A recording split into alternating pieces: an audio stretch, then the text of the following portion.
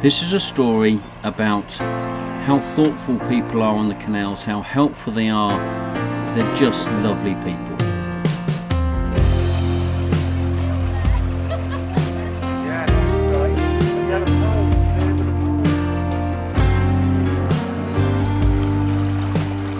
So when you close haul, you need to go round the front T-stop to both of these T's, and then, doesn't matter where you go, the boat will follow. But you need to tie so it's solid on the T. There's no good just wrapping it round because the boat will then move back and forth. Perfection. Yeah. You've done this a few times then, Steve? No, never.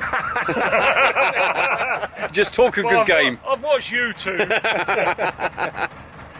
Oh, this is good. Oh, it's the rope throw. Here we go. No, you're right. This is how to throw a rope.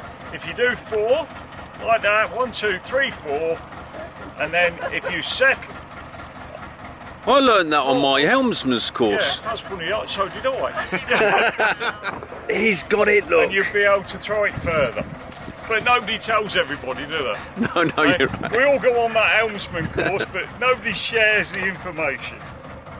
There also, we need it quite close, and we need it so that the rudder won't hit the boat behind.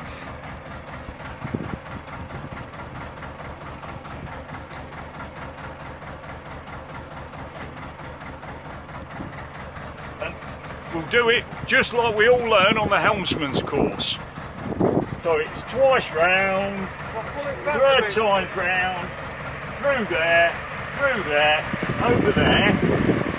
Then if I need that off at any point, all I've got to do is lift that, pull that one, and she'll come straight off. Oh, mate, that's brilliant. We try, don't we? Forgotten We all try. that. No. But that's why I've filmed it, so I can... What you've got to do is have a look on YouTube, Tom and Tilly Turnip, and a clown is now showing you how to tow a boat. Seriously. Yeah. Tommy who? Tommy... Tom and Tilly Turnip. Oh, yeah. Seriously? Yeah, seriously. The last, if not the last, comedy car routine in the country. Wow. Seriously. No, seriously.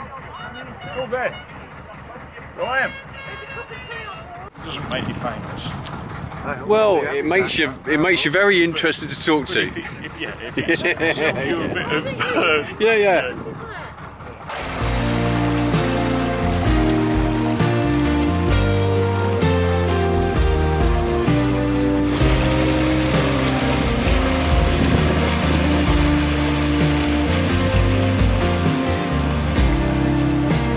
Some great steering there. He knows we're in safe hands. He knows what he's doing, doesn't he? See you later. Take care. Steve offered to tow Noggin the Nog with Pam and Nick all the way to Debdale Wharf to get their boat fixed. I just think that's lovely, particularly as the rivers are so low and double locks, and to do that towing another boat I think is amazing. Steve, you're a top lad.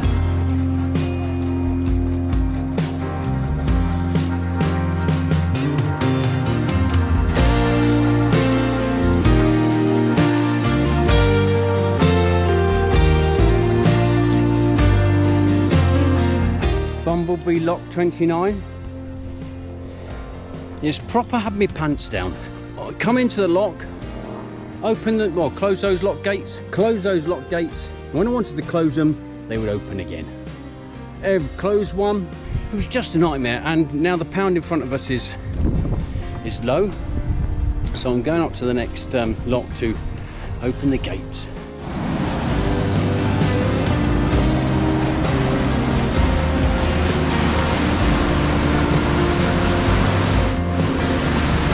Now I've got to race down there to make sure my boat doesn't move. Here we go.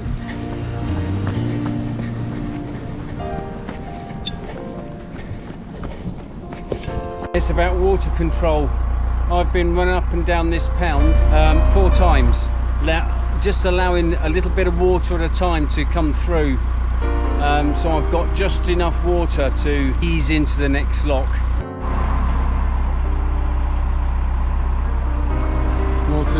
everywhere. I'm just trying to keep in the centre, and I can feel through the engine bay hatch the juddering of the silt underneath. Still, nice day, can't complain.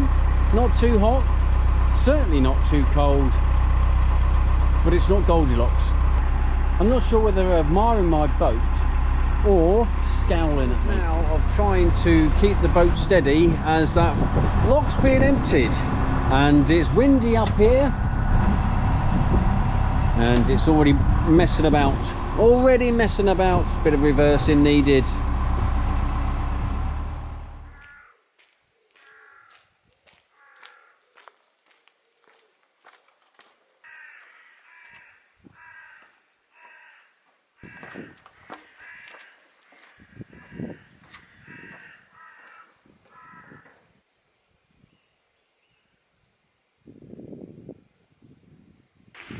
I thought I'd come up early morning. It's what time? It's just gone 5. And take a few photos of Foxton Locks. A nice opportunity to get out whilst there's nobody else about.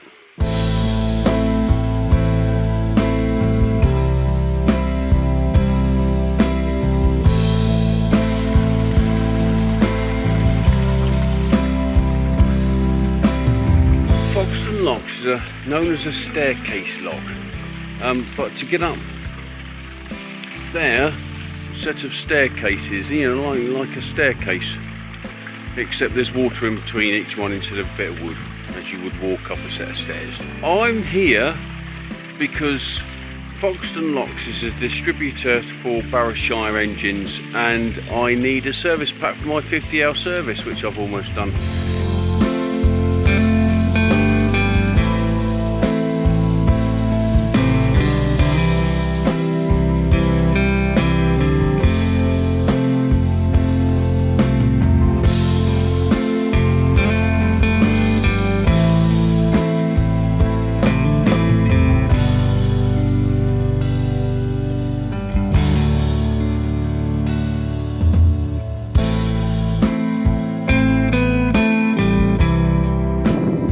This fella, sort of bloke that would have dug all the canals.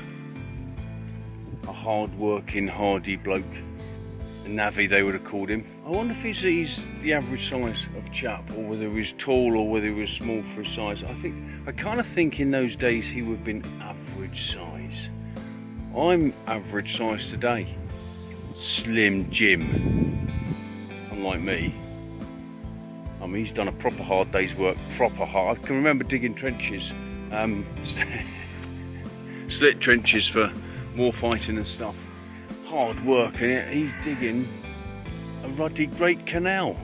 It reminds me of a song that Genesis sang called Driving the Last Bike. It's about 8 or 9 minutes long, but it's a beautiful song, and it reminds me of, although it's about the train tracks, and then Avi's laying the track, I kind of think these guys would have had just as much of a hard time. The train trackers would have had to dig through the cuttings to allow the trains to go through the hills, and these had to dig through the hills to allow the canals, the boats to... Same.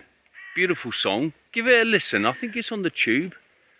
I think it's quite an emotional song, and it reminds me of the time, you know, when Phil Collins is singing about leaving his family. I recognise that. And whether I'd see him again, I recognise that too. Emotional song. And I feel for this fella here, because he would have left his family to dig a few pits that we could all enjoy today. One of the benefits of coming up on a recce of, although CRT man these locks, I believe, I hope, otherwise I'll be there forever.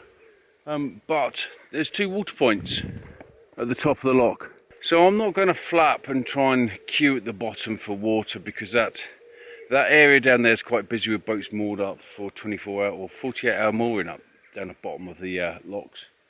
So I'm going to wait, conserve a bit of water, and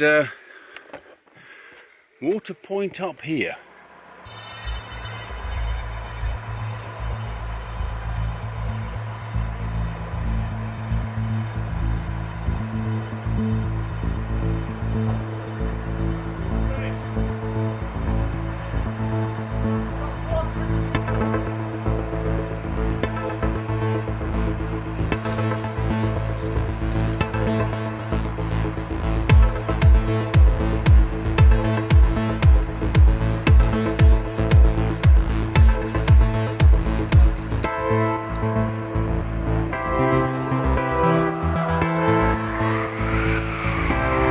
There was water coming on my boat.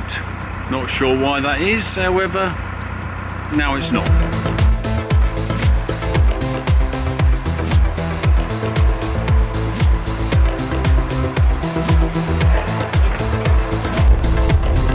There's Glenn giving it max. He's one of my subscribers that come down to help me out on the Foxton Locks. Thanks so much, Glenn. It's great.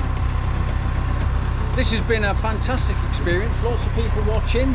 Put the front as far as you can. Okay. There's a little bit of water. It's not a lot. It's coming over onto the well then. We might clean it up. Saves me giving it a sweep.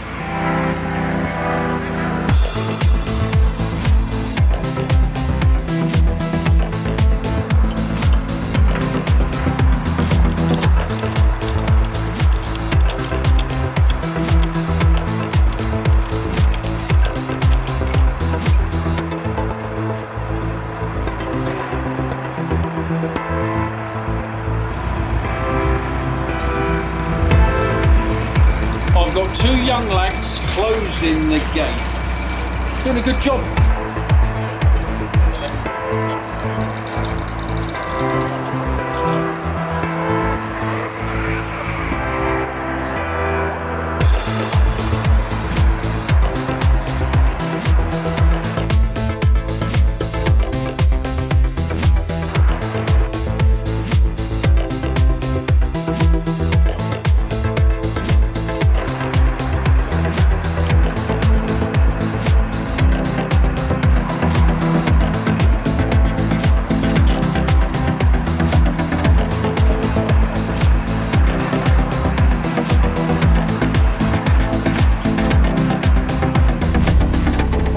Foxton Locks nearly done. This is my last lock.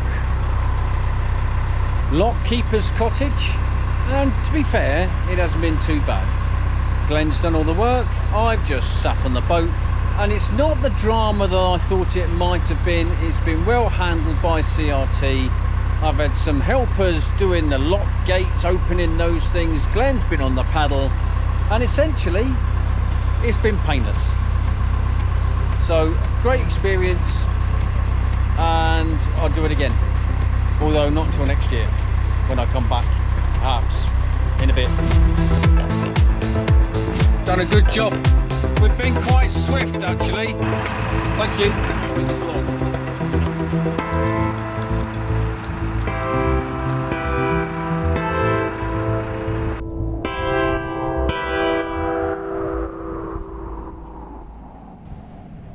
So, from that pound there, two boats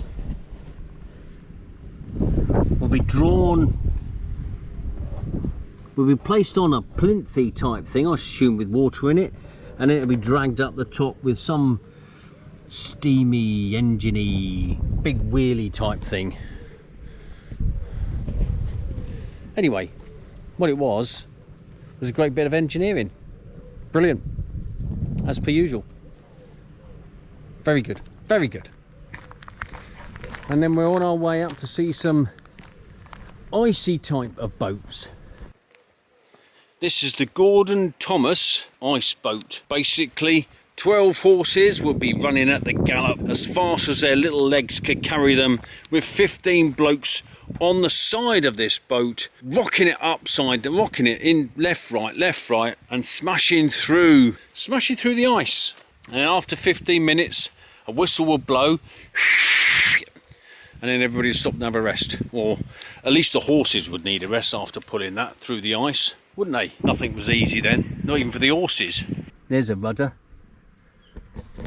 I hope it didn't have too many holes in it on the day. And here's another one, the Thomas Holt. That looks a bit different shape bow. That one had a rounded bow. That one had a Joshua style bow, a pointy end, more pointy than the other thing. Still, Thomas Holt and Gordon Thomas. So effectively that pound there is mirrored to a pound just there where that green boat with red bow. You'd park up there and then a contraption would hoist you up here. People will say that theatre is heritage, and I get it, it is. maybe my opinion has changed because now I'm a boater. I'm saying, well, this is a great idea. Now clearly money's tight, but you know, this is history, and I think it'd be great to get this working again. How are we going to do it? Don't know. And as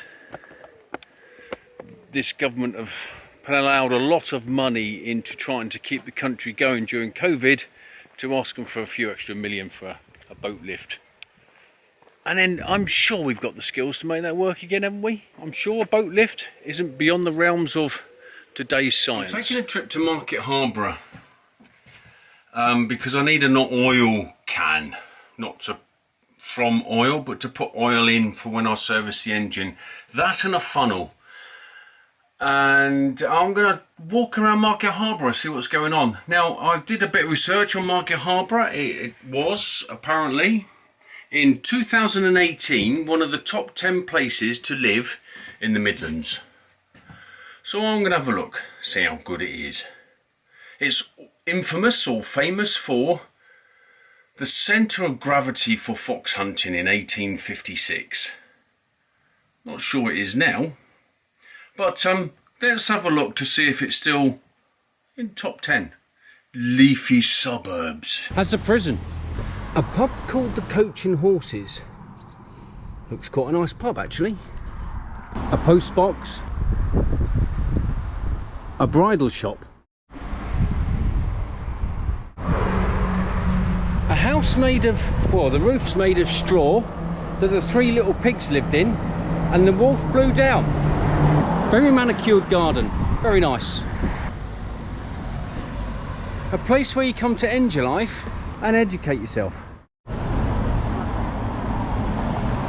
A coffee shop.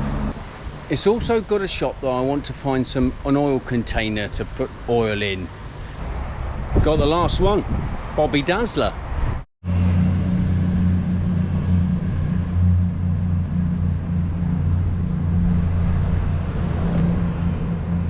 Train station with a train. Very strange. Something to its history.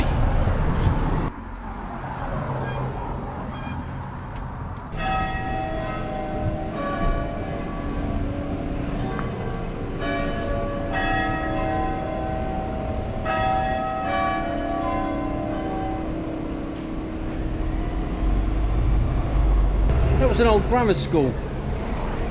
Now, if all the children went to grammar school, one, they're very bright from around here, but I don't think that's the case. But I do believe that that's held the children in and around Market Harborough area, which means weren't many kids. Small town. No, you know, that's a nice looking school though. Wish I went to a school like that. Has its own theatre.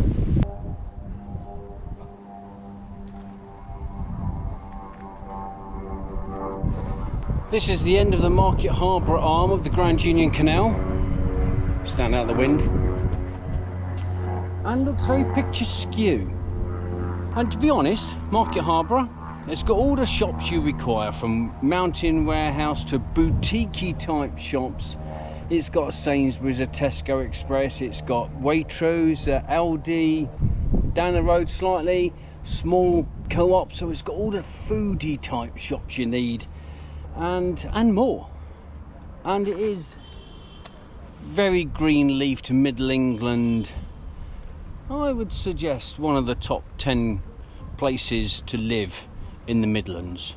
So times, got it right, I think. There's also further... I realised when I left Foxton Locks that I hadn't done an outro, and so I'm in a different location. But next week, what you got to look forward to is more the same. I'm on the boat, for example, so it's going to be boaty type stuff, with my main effort to try and get to London as quickly as I possibly can. So until next time,